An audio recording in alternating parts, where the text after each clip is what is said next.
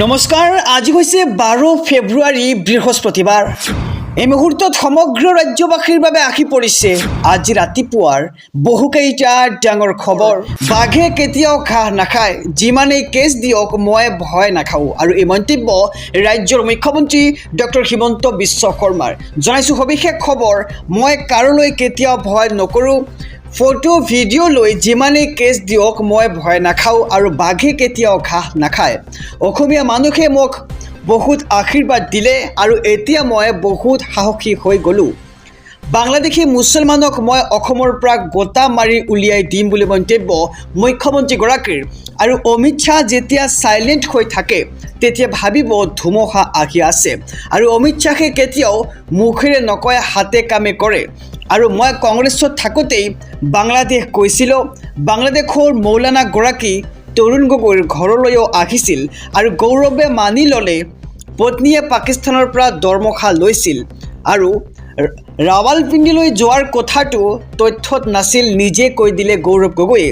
আৰু এইসমূহ তথ্য সংযোগ কৰি SITয়ে গৃহ মন্ত্ৰালয়লৈ পঠিয়াই দিব। আৰু গৌৰৱ গগৈক মাতিবলগীয়া নাই, তেওঁ নিজেই কৈ দিলে সকলোবোৰ কথা। আৰু মোৰ বিৰুদ্ধে কিবা গোচৰ দিছে আদালতত প্ৰমাণ কৰক কংগ্ৰেছে। মুখ্যমন্ত্ৰীগৰাকীয়ে কৈছে যে যদিহে মোৰ বিৰুদ্ধে কোনো গোচৰ আছে তেন্তে সেয়া আদালতত প্ৰমাণ কৰক কংগ্ৰেছে। আৰু গৌৰৱ গগৈ ৰাৱালপিণ্ডি যোৱাটো পিকনিক বুলি এৰি দিছে একাংশই। আৰু মন্তব্য ৰাজ্যৰ মুখ্যমন্ত্ৰী ডক্টৰ হিমন্ত বিশ্ব শৰ্মাৰ। ভয়ংকৰ আক্ৰমণ হ'ব পাৰে গৌৰৱ গগৈৰ ওপৰত। আৰু কাৰ টাৰ্গেট এইবাৰ গৌৰৱ গগৈ?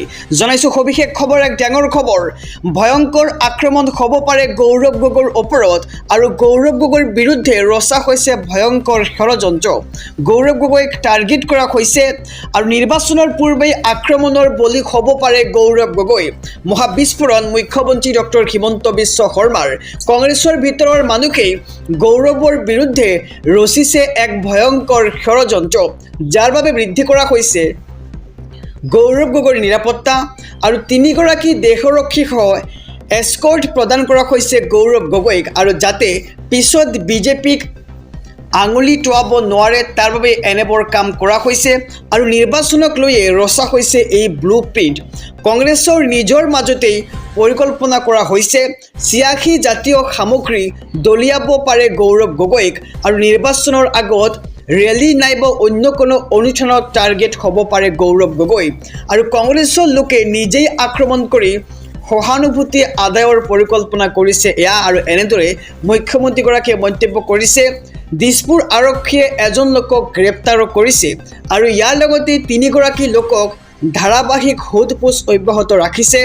সুনীল কানাকুলে আৰু সক্ষম মাৰৱা আৰু আদ্ৰিতা দাসক সোধপোছ কৰিছে। আৰু আগন্তুক 3 পৰা 4 দিনৰ ভিতৰতেই এই সমগ্ৰ কাণ্ড ফাদিল হ'ব। আৰু ভয়ংকৰ আক্ৰমণ হ'ব পাৰে এইবাৰ গৌৰৱ গগৈৰ ওপৰত। গৌৰৱ গগৈৰ বিৰুদ্ধে ৰচা হৈছে ভয়ংকৰ ষড়যন্ত্ৰ। জনাইছোঁ আৰু এটি ব্ৰেকিং নিউজ, ডাঙৰ খবৰ। ভোটাৰ তালিকাৰ পৰা কৰ্তন হৈছে লাখ লাখ লোকৰ নাম। আৰু SIR আহিলেই আকৌ কৰ্তন হ'ব সন্দেহজনক লোকৰ নাম। মুখ্যমন্ত্ৰী ডক্টৰ হিমন্ত বিশ্ব শৰ্মাৰ SIR সন্দৰ্ভত এক ডাঙৰ মন্তব্য। জনাইছোঁ সবিশেষ খবৰ SB অসম মিডিয়াৰ সমূহ দৰ্শকক। ভোটাৰ তালিকাৰ পৰা কৰ্তন হৈছে লাখ লাখ লোকৰ নাম। লাখ লাখ সন্দেহজনক লোকৰ নাম কৰ্তন হৈছে ভোটাৰ তালিকাৰ পৰা। আৰু এয়া মাত্ৰ আৰম্ভণিহে। SIR আহিলেই আৰু নাম কৰ্তন কৰা হ'ব। আৰু SIRৰ সময়ত বহু অভিযোগ উত্থাপন হৈছিল। অভিযোগৰ পিছতে ভোটাৰ লিষ্টৰ পৰা বহু মানুহৰ নাম কটা গৈছে। বিজেপি কাৰ্যকৰ্তাৰ অভিযোগৰ ভিত্তিত লাখ লাখ সন্দেহজনক লোকৰ নাম কৰ্তন কৰা হৈছে। আৰু বাংলাদেশী মিয়াৰ বিৰুদ্ধে এই যুদ্ধ অব্যাহত থাকিব। মুখ্যমন্ত্ৰী ডক্টৰ হিমন্ত বিশ্ব শৰ্মাৰ এই ডাঙৰ মন্তব্য কৈছে যে ভোটাৰ তালিকাৰ পৰা কৰ্তন হৈছে লাখ লাখ লোকৰ নাম। আৰু লাখ লাখ সন্দেহজনক লোকৰ নাম কৰ্তন হৈছে ভোটাৰ তালিকাৰ পৰা। আৰু এয়া মাত্ৰ আৰম্ভণিহে।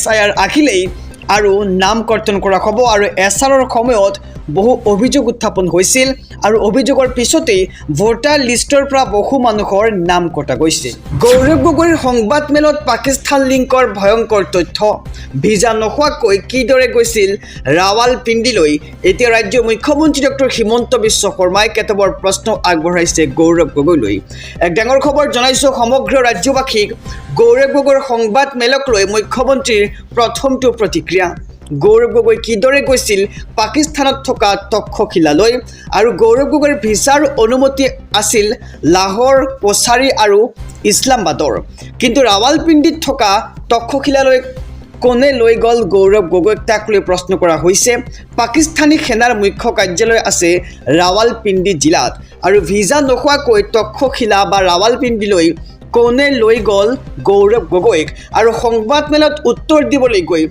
গৌৰৱ গগৈয়ে নতুন প্ৰশ্নৰ সৃষ্টি কৰিলে গৌৰৱ গগৈৰ এই ৰাৱালপিণ্ডি ভ্ৰমণে সন্দেহ আৰু বেছি ঘনীভূত কৰিলে আৰু গৌৰৱ গগৈয়ে এতিয়া বহু প্ৰশ্নৰ উত্তৰ দিব লগা আছে অসমবাসী ৰাইজক আৰু ভিজা নোহোৱাকৈ গৌৰৱ গগৈ কেনেকৈ গ'ল ৰাৱালপিণ্ডিলৈ এক ডাঙৰ প্ৰশ্ন আগবঢ়োৱা হৈছে গৌৰৱ গগৈৰ মাজলৈ গৌৰৱ গগৈয়ে কোনখন পাৰ্কত গৈছিল তাৰ ফটো দেখুৱাওক অসমৰ ৰাইজক পত্নীয়ে পাকিস্তানৰ ক'ত বজাৰ কৰে পাৰ্কত যায় সেয়া চাবলৈ পাকিস্তানলৈ যোৱা বুলি কৈছিল গৌৰৱ গগৈয়ে আৰু ইয়াৰ পিছতেই মুখ্যমন্ত্ৰী ডক্টৰ হিমন্ত বিশ্ব শৰ্মাৰ প্ৰতিক্ৰিয়া আহি পৰিছে গৌৰৱ গগৈয়ে সংবাদমেলত এজন মৌলবীৰ সৈতে হিমন্ত বিশ্ব শৰ্মাৰ ফটো দেখুৱাইছিল আৰু এই ফটো সন্দৰ্ভত মুখ্যমন্ত্ৰীৰ প্ৰতিক্ৰিয়া তৰুণ গগৈ আৰু গৌৰৱ গগৈয়ে মৌলবীজনক নিজেই সাক্ষাৎ কৰিছিল আৰু সেই মৌলবীজন তৰুণ গগৈৰ ঘৰতো গৈছিল আৰু মাছ খোৱাৰ এজন ব্যক্তিৰ ঘৰত মৌলবীজনক দুবাৰ সাক্ষাৎ কৰিছিল গৌৰৱ গগৈ কেতবৰ বিস্ফোৰক মন্তব্য এতিয়া পৰিলক্ষিত হৈছে মুখ্যমন্ত্ৰীগৰাকীৰ মুখেৰে কংগ্ৰেছত থাকোঁতে ময়ো বহু মৌলবী মোল্লাক সাক্ষাৎ কৰিছিলোঁ আৰু মই নিজেই ফেচবুকত এই ফটোবোৰ পোষ্ট কৰিছিলোঁ বুলি মন্তব্য মুখ্যমন্ত্ৰীগৰাকীৰ আৰু এইবোৰ কোনো নতুন কথা নকয় গৌৰৱ গগৈৰ পুত্ৰও হিন্দু ধৰ্ম এৰি খ্ৰীষ্টান ধৰ্ম ল'লে আৰু আমাৰ হাতত গৌৰৱ গগৈৰ ছোৱালীজনী খ্ৰীষ্টান হোৱাৰ প্ৰমাণ আছিল আৰু আজি এই কথা স্পষ্ট নকৰি গৌৰৱ গগৈয়ে প্ৰমাণ কৰিলে যে ল'ৰাটো খ্ৰীষ্টান হ'ল আৰু গৌৰৱ গগৈৰ দুয়োগৰাকী ল'ৰা ছোৱালীয়ে ব্ৰিটিছ বুলি কৈছে আৰু 18 বছৰৰ তলৰ এগৰাকী কিশোৰীৰ নাগৰিকত্ব পিতৃ মাতৃয়ে সলনি কৰিব পাৰে জানো প্ৰশ্ন কৰিছে ৰাজ্যৰ মুখ্যমন্ত্ৰী ডক্টৰ হিমন্ত বিশ্ব শৰ্মাই আৰু প্ৰাপ্তবয়স্ক নোহোৱাকৈ কিদৰে ল'ৰা ছোৱালীৰ ধৰ্ম সলালে গৌৰৱ গগৈয়ে তাক লৈ প্ৰশ্ন কৰা হৈছে আৰু ইয়াৰ ওপৰতো গৌৰৱ গগৈৰ ওপৰত গোচৰ দিয়া হৈছে আৰু গৌৰৱ গগৈ গোচৰ দিয়াৰ বাবে প্ৰত্যাহ্বান মুখ্যমন্ত্ৰীৰ আদালতত ৰাজনীতি নচলিব ৰাজনৈতিক দলক সকিয়নি এইবাৰ উচ্চতম ন্যায়ালয়ৰ এক ডাঙৰ খবৰ জনাইছো সমগ্ৰ ৰাজ্যবাসীক ৰাজনৈতিক দলক সকিয়নি উচ্চতম ন্যায়ালয়ৰ আদালতক ৰাজনীতিৰ আখিলা হিচাপে নলবলৈ সকিয়নি উচ্চতম ন্যায়ালয়ৰ আৰু বিজেপিয়ে আপলোড কৰা ভিডিঅ'ক লৈ কাষ চাপিছিল CPM দল তাৰ পাছতেই তীব্ৰ সমালোচনা ন্যায়াধীশ সূৰ্যকান্তৰ আৰু আদালতৰ মজিয়াত ৰাজনৈতিক যুঁজ চলিবলৈ দিয়া নক'ব নিৰ্বাচন আহিলেই এনে বিষয় লৈ কিয় আহে আদালতলৈ মুখ্যমন্ত্ৰী হিমন্ত বিশ্ব শৰ্মাৰ বিৰুদ্ধে গোচৰ তৰি বিপদত এতিয়া বিৰোধী দ্ৰুত শুনানিৰ বাবে দিয়া আবেদন অস্বীকাৰ এইবাৰ ন্যায়াধীশৰ পৰৱৰ্তী সময়ত দিন বাৰ নিৰ্ধাৰণ হ'ব বুলি সমালোচনা উচ্চতম ন্যায়ালয়ৰ আৰু ন্যায়াধীশ সূৰ্যকান্তে প্ৰতিটো দলক সকিয়ালে ৰাজনীতি নকৰিবলৈ আৰু ব্যক্তিগত আখেজৰ বাবে আদালতক ব্যৱহাৰ নকৰিবলৈ নিৰ্দেশ দিয়া হৈছে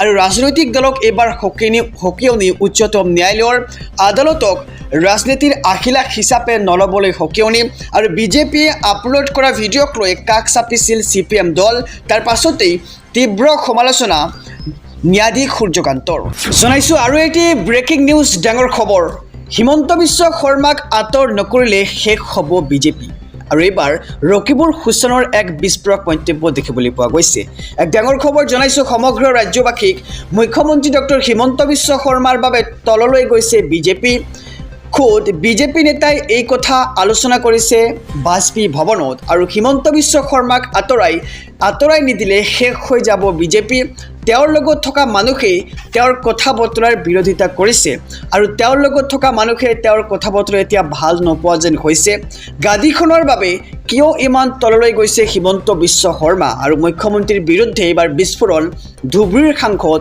ৰকিবুল হুছেইনৰ মুখ্যমন্ত্ৰী হিমন্ত বিশ্ব শৰ্মাৰ বাবে তললৈ গৈছে এতিয়া বিজেপি খোদ বিজেপি নেতাই এই কথা আলোচনা কৰিছে বাজপেয়ী ভৱনত আৰু হিমন্ত বিশ্ব শৰ্মাক আঁতৰাই নিদিলে শেষ হৈ যাব বিজেপি তেওঁৰ লগত থকা মানুহেই তেওঁৰ কথা বতৰাৰ বিৰোধিতা কৰিছে আৰু গাদীখনৰ বাবে কিয় ইমান তললৈ গৈছে হিমন্ত বিশ্ব শৰ্মা তাক লৈ এতিয়া প্ৰশ্ন কৰিছে ৰকিবুল হুছেইনে আৰু মুখ্যমন্ত্ৰীৰ বিৰুদ্ধে এইবাৰ বিস্ফোৰণ ধুবুৰীৰ সাংসদ ৰকিবুল হুছেইনৰ